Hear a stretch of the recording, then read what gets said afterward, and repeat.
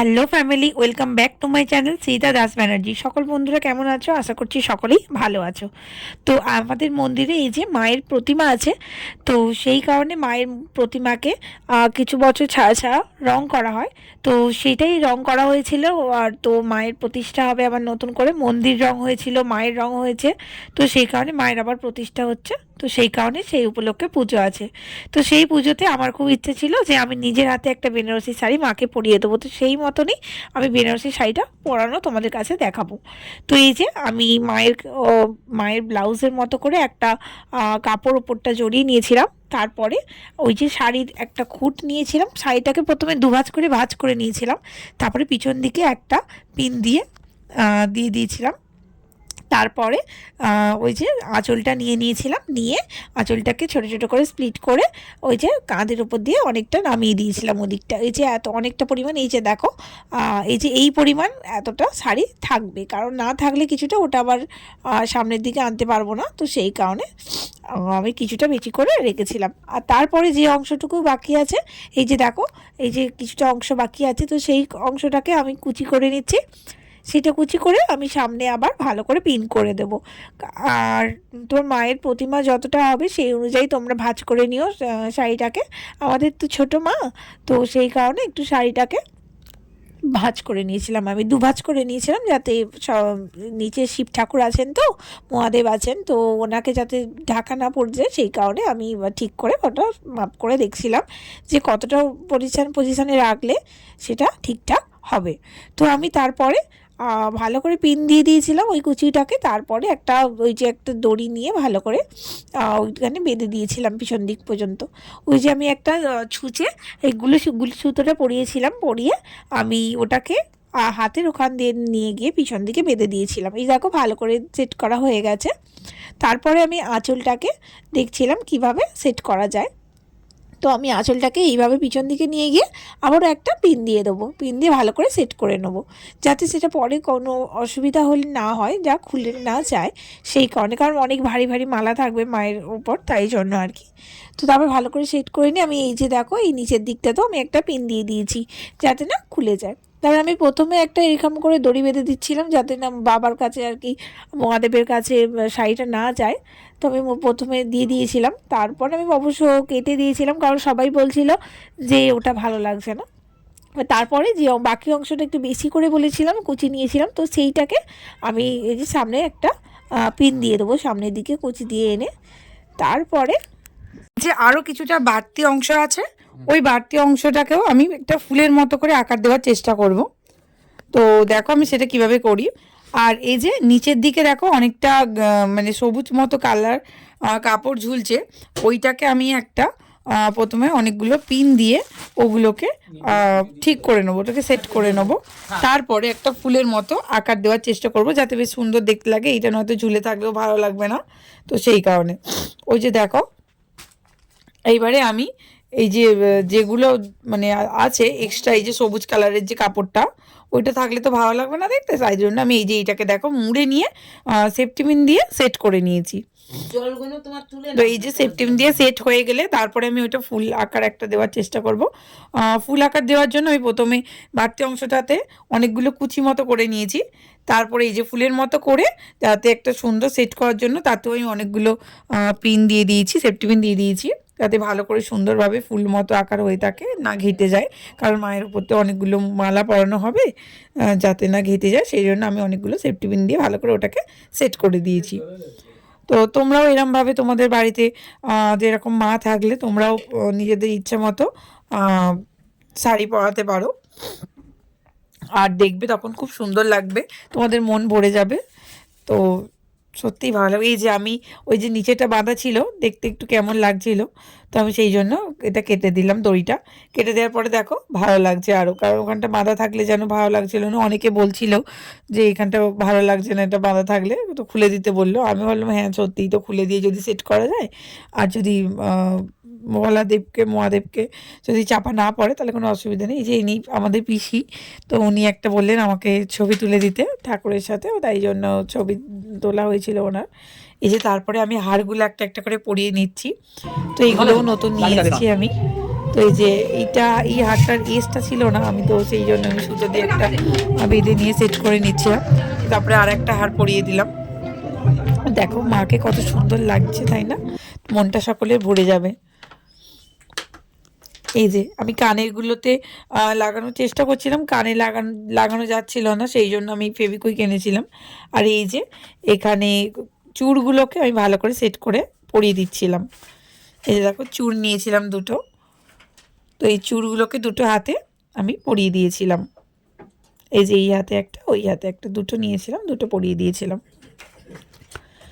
আর তারপরে দেখো আমি বললাম না ফেভিকুইক দিয়ে কানেরটা সেট করে দেবো, নয়তো খুলে পড়ে যাবে। তো সেই কারণে ফেভিকুইক দিয়ে আমি ভালো করে ওটাকে সেট করে দিয়েছিলাম। আবার একটাতে কানেরটাতে ফেভিকুইক দিলাম, দিয়ে এটা ভালো করে লাগিয়ে দিলাম। এবার মায়ের অলংকার তো পরানো হয়ে গেছে। তো এবার আমি মায়ের যেটা আছে চুল, সেটাকে লাগিয়ে দিলাম, ভালো করে আটা দিয়ে সেট করে লাগিয়ে দিলাম। এবার লাগানোর পরে চুলটা দুদিকে আমি কিছুটা সামনে করে দেব। তো মায়ের চুল পিছন দিকেই লাগানো থাকে, তো আমি ভাবলাম একটু সাইডে রাখি, দেখতে ভালো লাগবে।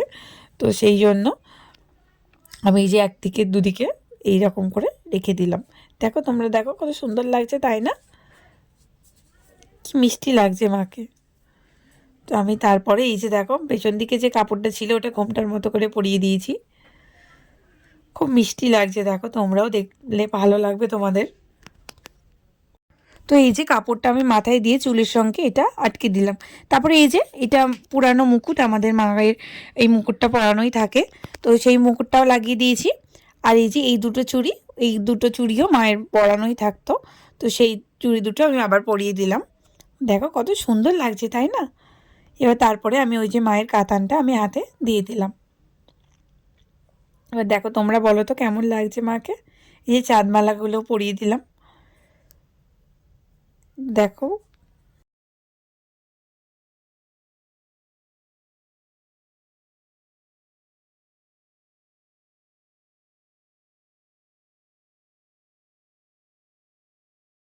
এই যে দুটো চাঁদমালাই মায়ের হাতে পরিয়ে দিয়েছি, আর একটা পিতলের চাঁদমালা ছিল ওটাকেও পরিয়ে দিয়েছি।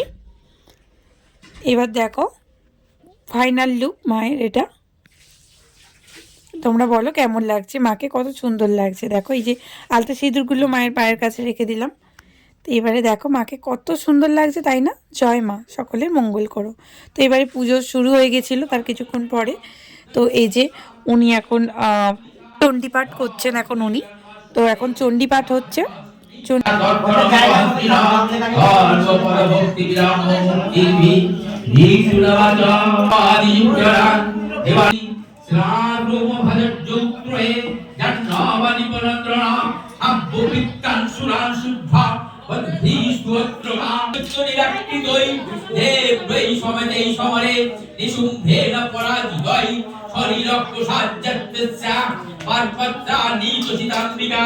কৌশিকিতি সমস্তেষু অকালোকেষু গিয়াতে তৎক্ষণ বীরগণস্তস্ত্রু কৃষ্ণা ভূষক পার্বতী কালিকেতি সমাখ্যাতা হিমাচলকিতা স্বয়া তত্রবিকা এই করবি গ্রামে যদনারুচিতা বলা আগ্রহগচ্ছ মেত্রান্তে যদদং সমমার্জিতা তোরাজক্কাসুরেন্দ্রা। এই যে বাড়িতে যারা এসেছেন ওনারা বসে আছেন, এখন এই যে মায়ের প্রসাদ বিতরণ হচ্ছেন, তো ওনাদেরকে দেওয়া হচ্ছে। তো তারপরেই এবারে সকলে হোম করবেন, তো সেই জন্যই ওদিকে তোড়জোড় করছিল হোমের জন্য। তো এই যে এখানে দেখো হোম হচ্ছে।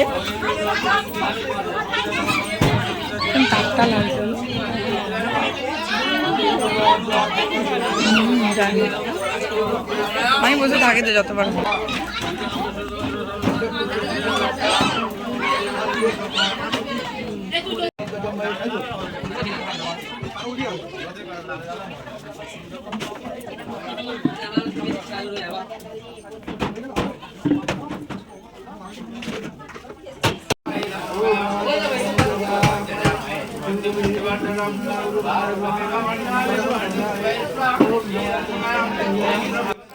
সামনে বসে হোমটা দেখতে কত ভালো লাগে, তাই না বন্ধুরা?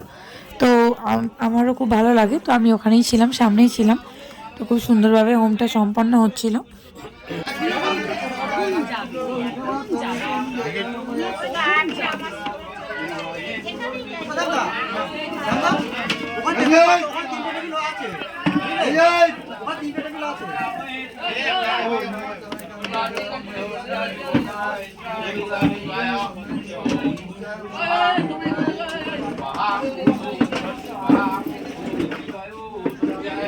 তো এখন এবারে হোমটা প্রায় শেষের দিকেই সম্পূর্ণ হতে চলেছে।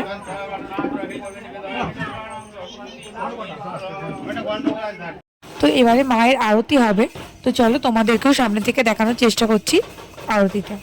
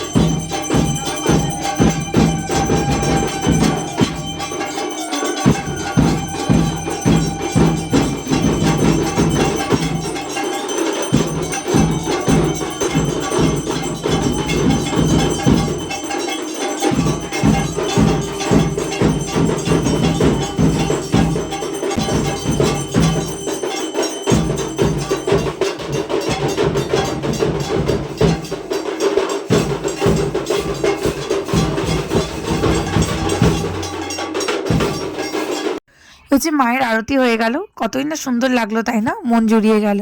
তো এই যে সকলের এবারে প্রীতিভোজ হচ্ছে। তোমাদের সকলের কেমন লাগলো সকলে কিন্তু কমেন্ট করে অবশ্যই জানিও, আর ভালো লাগলে লাইক করো। সকলকে ধন্যবাদ, দেখা হচ্ছে পরবর্তী কোনো ভিডিওয়। ধন্যবাদ।